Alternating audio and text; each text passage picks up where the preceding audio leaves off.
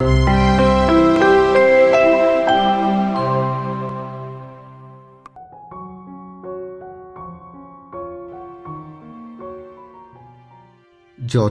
তুমি রেগে যাবে ততবার একটা করে পেরেক আমাদের বাগানের কাঠের বেড়াতে লাগিয়ে দিয়ে আসবে। আমি দেখতে পাচ্ছি আগামী 7 দিন পরে তুমি মারা যাবে। মেদিনীপুরের এক প্রত্যন্ত গ্রামে একটি পরিবার থাকত। বাবা, মা ও তাদের একটি ছোট্ট ছেলে। একমাত্র ছেলে ছিল বলে বাবা মা তাকে খুব ভালোবাসত। বিশেষত মায়ের চোখে তার কোনো দোষ ধরা পড়ত না। এত আদর পেয়ে সে একগুঁয়ে হয়ে গিয়েছিল আর ছিল প্রচণ্ড রাগী। রেগে গেলে তার মুখে যা আসতো তাই বলে দিত।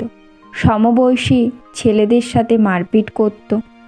তাই দেখে বাবা খুব উদ্বিগ্ন হয়ে পড়েছিল, আর তাই একদিন তাকে একটা পেরেক ভর্তি ব্যাগ দিল এবং বলল যে, যতবার তুমি রেগে যাবে ততবার একটা করে পেরেক আমাদের বাগানের কাঠের বেড়াতে লাগিয়ে দিয়ে আসবে। প্রথম দিনেই ছেলেটিকে বাগানে গিয়ে 35টি পেরেক মারতে হলো। পরের কয়েক সপ্তাহে ছেলেটি তার রাগকে কিছুটা নিয়ন্ত্রণে আনতে পারে। তাই দিনে দিনে কাঠে নতুন পেরেকের সংখ্যাও কমে এলো। সে বুঝতে পারল হাতুড়ি দিয়ে কাঠের বেড়ায় পেরেক পেটাচ্ছে তার রাগকে নিয়ন্ত্রণ করতে পারা অনেক বেশি সহজ। এভাবে হাতুড়ি দিয়ে পরিশ্রম করে পেরেক মারার থেকে রাগ নিয়ন্ত্রণ করা মনে হচ্ছে অনেক সহজ কাজ। শেষ পর্যন্ত সেই দিনটি এলো যেদিন তাকে একটিও পেরেক মারতে হলো না। সে তার বাবাকে এই কথা জানালো। বাবা, দেখো, আজ আমাকে একটাও পেরেক মারতে হয়নি, কারণ আজ একবারও রাগ হয়নি আমার। খুব ভালো, তবে এখন তোমায় আরও একটি কাজ করতে হবে। এখন তুমি যেসব দিনে তোমার রাগকে পুরোপুরি নিয়ন্ত্রণ করতে পারবে সেই সব দিনে একটি একটি করে পেরেক খুলে ফেলবে। অনেক দিন চলে গেল। ছেলেটি একদিন তার বাবাকে জানালো, বাবা, আমি আজ সব পেরেকই খুলে ফেলতে পেরেছি। তুমি খুব ভালোভাবে তোমার কাজ সম্পন্ন করেছ।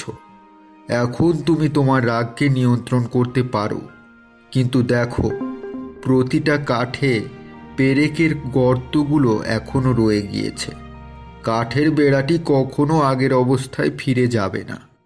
যখন তুমি কাউকে রেগে গিয়ে কোনো কিছু বলো, তখন তার মনেও ঠিক এমন একটা আঁচড় পড়ে যায়। তাই নিজের রাগকে নিয়ন্ত্রণ করতে শেখো।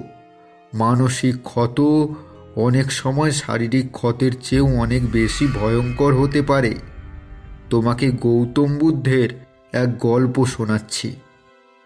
এক সময় রাজগৃহে অধিষ্ঠান করছিলেন ভগবান বুদ্ধ। একদিন এক আগন্তুক পৌঁছলেন বুদ্ধের কাছে। প্রণাম সেরে প্রশ্ন করলেন, হে প্রভু, একটি জিজ্ঞাস্য আছে, যদি অনুমতি করেন তো প্রকাশ করি। বলো, তোমার যা জিজ্ঞাস্য আছে।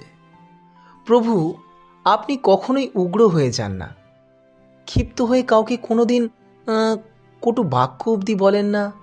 এমনকি যেখানে কেউ আপনাকে উত্তপ্ত করার মারাত্মক ভুল করে তাকেও আপনি উদারভাবে ক্ষমা করে দেন। এই নম্র শান্ত স্বভাব কিভাবে আপনি রপ্ত করেছেন প্রভু? যদি অনুগ্রহ করে বলেন। বুদ্ধ সবটা মন দিয়ে শুনলেন এবং সব শেষে আগন্তুককে কাছে ডেকে বললেন, আমি দেখতে পাচ্ছি আগামী 7 দিন পরে তুমি মারা যাবে। তাই এই সব জিজ্ঞাস্য ছেড়ে শেষ কটা দিন নিজের পরিবার পরিজনের সঙ্গে কাটাও। বুদ্ধের মুখে এই কথা শুনে আগন্তুক স্তম্ভিত হয়ে গেল। বিষণ্ণ মনে বুদ্ধকে প্রণাম করে সে সেখান থেকে বিদায় নিল। পরের 7 দিন সে ভীষণ নিচু স্বরে নম্রভাবে সবার সঙ্গে শেষ দেখা সারল। বিভিন্ন ভুলের জন্য সবার কাছ থেকে ক্ষমা চেয়ে নিল। শেষ দিনে আগন্তুক আবার রাজগৃহে এসে ভগবান বুদ্ধের পায়ে প্রণাম করে বললেন, হে প্রভু, আজ আমার এই জীবনের শেষ দিন। আপনার দর্শন এবং আশীর্বাদ নিয়েই জীবন শেষ হবে আমার, এই আশা নিয়েই আপনার কাছে এলাম। গত 7 দিনে তুমি সবার সঙ্গে কেমন আচরণ করেছো? ভীষণ শান্ত এবং নম্রভাবে। প্রতি মুহূর্তে অনুভব করেছি আমি একটু একটু করে শেষ হচ্ছি। তাই এই রাগ, ক্ষোভ, ক্রোধ, অভিমান করে এই অবশিষ্ট সামান্য সময়টুকু অপচয় করতে চাইনি। যার সঙ্গেই মিশেছি নম্রভাবে, শান্তভাবে কথা বলেছি আমি। তুমি বোধহয় 7 দিন আগে তোমার প্রশ্নের উত্তর পেয়ে গেছো। আমি চাইলে তোমায় এর উত্তর সরাসরি দিতে পারতাম, কিন্তু তাহলে তুমি শুধু তা শুনতে মাত্র, উপলব্ধি করতে পারতে না।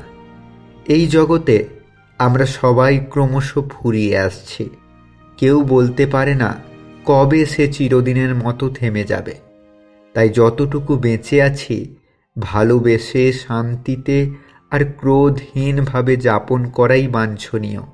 আর হ্যাঁ, তুমি যাতে নিজে তা উপলব্ধি করো, সেই কারণে তোমায় বলেছিলাম তুমি 7 দিন পরেই মারা যাবে। তুমি মারা যাচ্ছ না, নিশ্চিন্তে থাকো।